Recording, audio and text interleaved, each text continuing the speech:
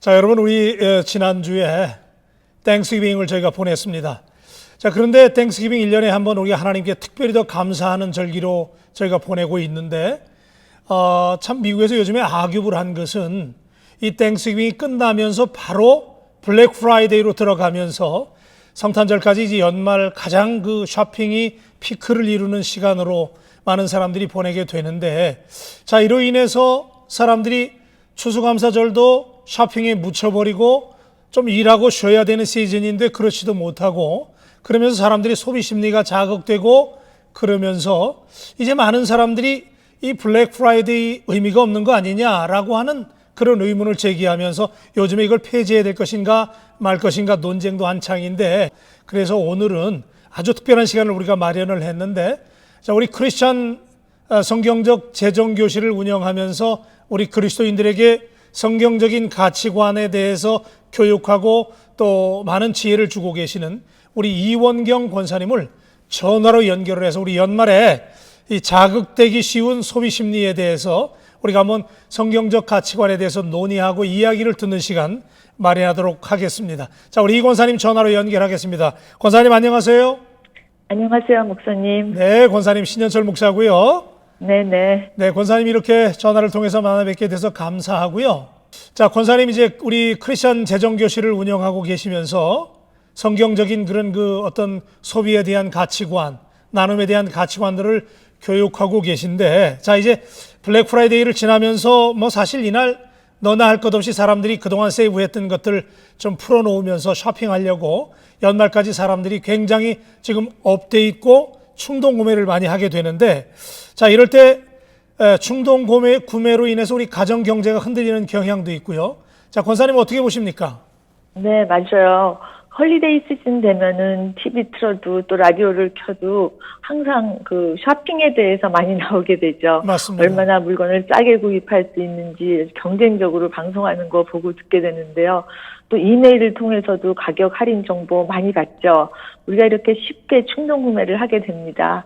하지만 그로 인해서 왜 크레딧 카드 빚이 늘어나게 되고, 또 우선 싸게 산다는 생각에 크레딧 카드 빚 이자가 얼마나 빨리 그리고 얼마나 크게 불어나는지 생각하지 못하는 경우가 많은데요. 네네. 물론 꼭 필요한 물건을 기다렸다가 할인을 많이 하는데 사는 것은 상관없지만, 우리들의 소비 심리가 우선 싸다고 하면 그다지 필요하지도 않으면서 구입하고 또 별로 사용하지도 않게 되는 것을 경험하게 되죠. 싸다고 해서 구입했다가 쓰지도 않고 장에 쌓아두는 경험하시는 분들도 많을 거라고 생각해요. 네네. 이 세일에 대한 유혹, 또 충동 구매에 대한 이 템테이션, 우리가 자유롭지 않은데, 자, 이럴 때 우리가 세속적 가치관에 우리 그리스도인들이 그냥 맹목적으로 휩쓸려서는 안 되는데, 자, 권사님, 우리 크리스천들이 연말 소비 시즌에 어떤 성경적 가치관으로 이럴 때 우리가 생활을 해야 되는지 오늘 좀 말씀을 풀어놓아 주시면 좋을 것 같습니다. 네. 우리 크리스찬들에게는 우리가 가지고 있는 모든 것, 뭐 건강, 시간, 돈, 재능, 이런 모든 것이 다 하나님께서 맡겨주신 선물이잖아요. 하나님께서 우리에게 이런 선물을 주신 것이 우리의 평안이나 행복을 위해서 주신 것이 아니라 이 땅에서 우리가 협력하여 하나님의 뜻을 이루게 하시려고 주신 것이에요. 그래서 우리는 하나님의 재물을 관리하는 청직이라는 사실을 잊지 말아야 되는데요. 청직의 제일 중요한 사명은 맡겨주신 재물을 잘 관리하는 것입니다. 네. 재물을 잘 관리하는 게 뭘까요? 그건 열심히 정직하게 일해서 얻은 재물을 잘 지출하는 건데요. 일반적으로 세상의 재정 사용 방법은 그 크리스찬의 재정 사용 방법하고 좀 틀려요. 네네. 세상의 재정 그 사용 방법은 우선 돈을 벌면 먼저 필요한 걸 소비하고 또 누리고, 그리고 남으면 빚을 좀 갚고 또 저축도 하고 또 마지막으로 남을 위해 베풀고, 또 그것도 잘 안 되면 할 수 없이 뭐 계획을 세우는 건데요. 하나님의 방법은 우선 지출 계획을 세워서 제일 먼저는 하나님의 영광을 위해 쓰고, 또 꼭 필요한 것을 현명하게 소비하고 미래를 위해 저축하고 빚을 갚아 나가면서 남는 것을 가지고 누리는 것이거든요. 네. 그게 청지기 자세죠. 그래서 더욱 충동 구매는 조심해야 될 부분인데요. 성경은 사실 하나님이 재정 원리를 곳곳에서 가르쳐 주고 있어요. 우리는 많은 시간을 돈을 벌고 돈을 쓰고 벌거나 아니면 돈을 쓰거나 돈 걱정을 하면서 지내는데요. 그래서 당연히 재정 관리가 우리의 영적 생활에 아주 중요한 주제가 되겠어요. 네. 무엇보다도 수입에 맞춰 지출 계획을 세우는 것이 가장 중요한데요. 아무리 가격이 싸다고 할지라도 꼭 필요한 물건이 아니면 그 수입을 초과해서 지출해서는 안 되는 것. 그것이 가장 기본적인 원리입니다. 저는 여러분들께 꼭 수입 지출 계획서를 작성하시라고 말씀드리고 싶어요. 네, 네. 예산 작성이거든요. 그렇죠. 그 매일매일 수입 지출을 꼼꼼히 작성해서 예산에 맞춰 소비하는 게 가장 중요한데요. 네. 그게 우리 청지기들의 의무라고 생각해요. 자, 배품과 나눔에 대해서 권사님 우리 재정교실에서 어떻게 말씀을 가르치고 계신지 또 말씀을 좀 나눠주시면 큰 도움이 될 것 같은데. 네. 소비는 우리가 소비 생활을 할 때, 소비를 하는 사람도 있지만 돈을 사랑해서 이렇게 저축하는 사람들도 많아요. 네. 저축하는 것이 나쁜 것은 아니지만, 정말 배품과 그 밸런스를 맞추지 않으면은 정말 돈을 사랑해서 악에 빠지는 이제 그런 경우가 너무 많죠.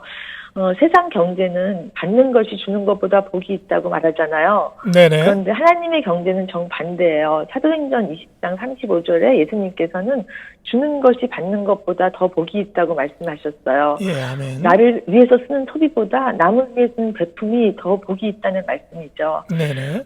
베풀면 받는 복은 주님과의 관계가 더욱 친밀해지는 거예요.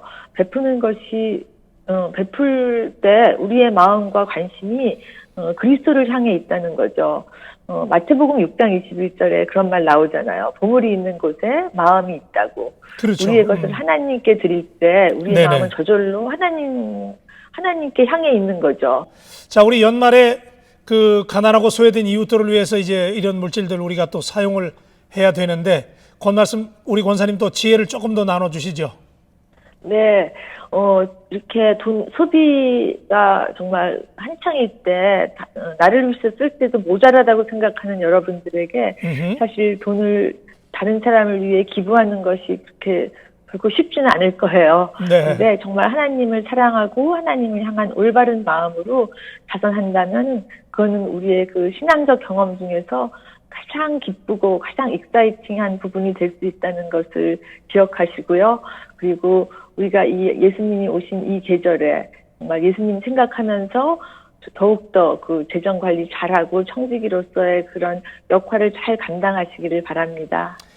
아이고, 권사님 너무나 감사하고요. 짧은 시간이지만 굉장히 임팩티브 있는 말씀을 오늘 주셨는데, 자, 권사님 여기서 우리 대화를 좀 매주하면서 권사님 오늘 전화 연결돼서 대단히 감사하고요. 네, 감사합니다. 자, 우리 권사님의 사역에도 하나님의 크신 은총과 은혜가 넘치게 되기를 주의 이름으로 축복합니다. 감사합니다, 목사님. 예, 대단히 감사합니다.